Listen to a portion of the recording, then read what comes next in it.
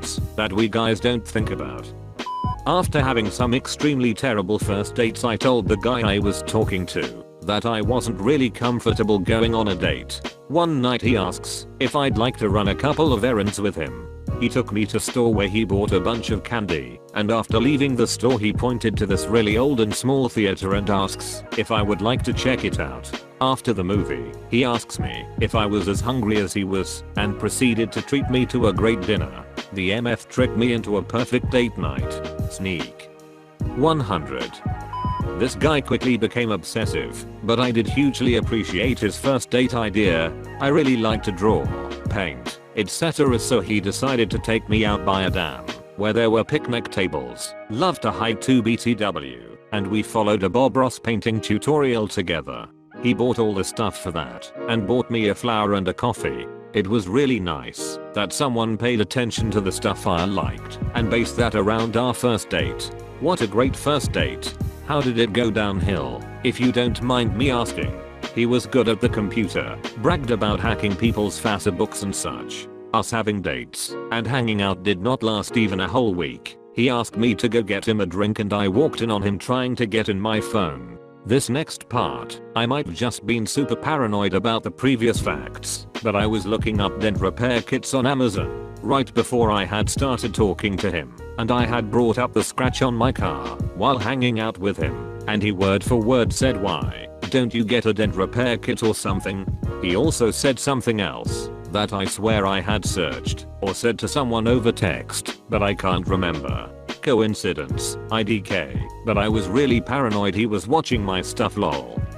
One of my cutest first dates was with a guy who took me out to the country area he and his family lived to go stargazing away from light pollution. We laid down on a big fluffy blanket and he pointed out the various constellations and told me their myths and which were his favorite. He was really into astronomy. My first date with my fiance, he picked me up and we went out to lunch at a local restaurant and talked, and then we stopped by the gas station, bought a bottle of wine and went home, drank, and watched B-flick movies laughing and joking about all the filming/acting mistakes. Wouldn't trade it for the world. I can't imagine too many girls would be down with, "Hey, let's go out to the woods where the lights of the city can't reach us. I want to show you something on a first date." Lol, I agree it sounds creepy, but I knew him pretty well before we started dating. We had been acquaintances for years. I took a girl to a board game cafe on our first date. We are getting married next May. Aquariums. It's fun to watch someone react to all the neat critters, and you'll have a unique experience to look back on. I was also just about to say aquarium or zoo. I just want to look at some freaking animals and know that someone else enjoys animals just as much as I do. Plus, there is always something to talk about. My first date with my girlfriend was at the zoo. It was fun walking around a public place that wasn't too crowded and watching her squee at all of the animals. Yes, but for the love of God, don't go to a big one on a weekend when it'll be crawling with kids. Made that mistake in Boston at the aquarium. Never again.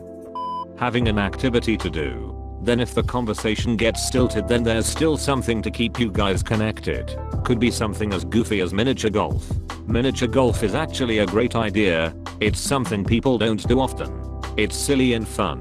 It can show you a number of personality traits. It has a set start and end to keep things from getting awkward. There are plenty of built-in conversation starters. It's fairly inexpensive. I think that, with a back pocket idea of, "Hey, it's hot, let's go get ice cream," if things go well, could make for a really good first date. Really good idea. Now if only I could find a date. The cutest first date I ever went on was to our local science museum's adult night. Getting to tinker and experiment with everything was awesome, and watch him light up like a child was awesome. I've been on a few really creative dates. One date, we were blindfolded and dueled with paintbrushes, dipped in paint of course. Then it ended in an all-out brawl with paint-filled squirt guns and water balloons. I've been on a group date where we played silent hide and seek/tag in a massive library.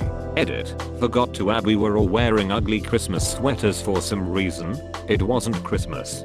We had the hardest time trying to be quiet in the library when we were all dying of laughter. For another date, a guy I knew was super into my roommate. He and his 2 roommates asked out myself, that girl, and one of our other roommates. We all dressed up like the characters from the board game Clue, and the guys set their house up like the game board, complete with a mannequin victim.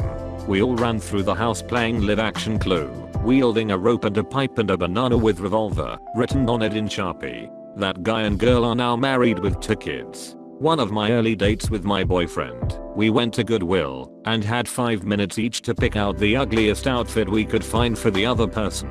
Then we put on our outfits and went to see the movie with the lowest score on Rotten Tomatoes, which at the time was 50 Shades of Grey. Dates are fun. I might genuinely try out the last one. That sounds like it could be fun. Although 50 Shades is a terrible choice for a first date movie, hopefully mine's not that bad.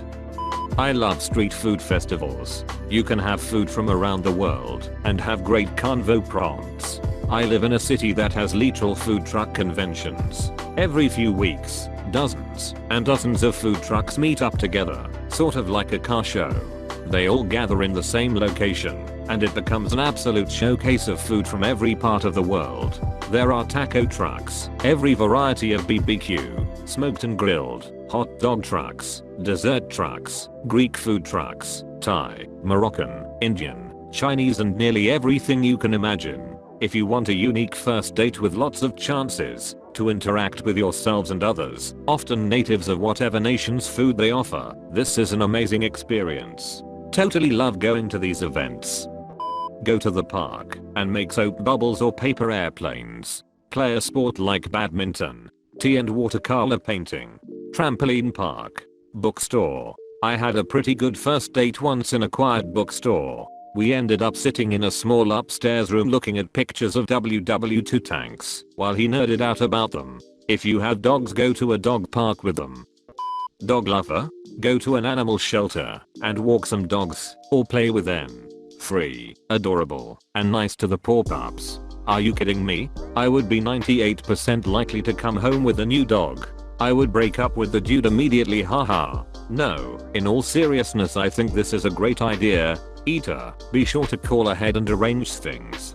Hilarious, because my original thought was, yo, I'm not even going to pay attention to you, because the dogs are cuter.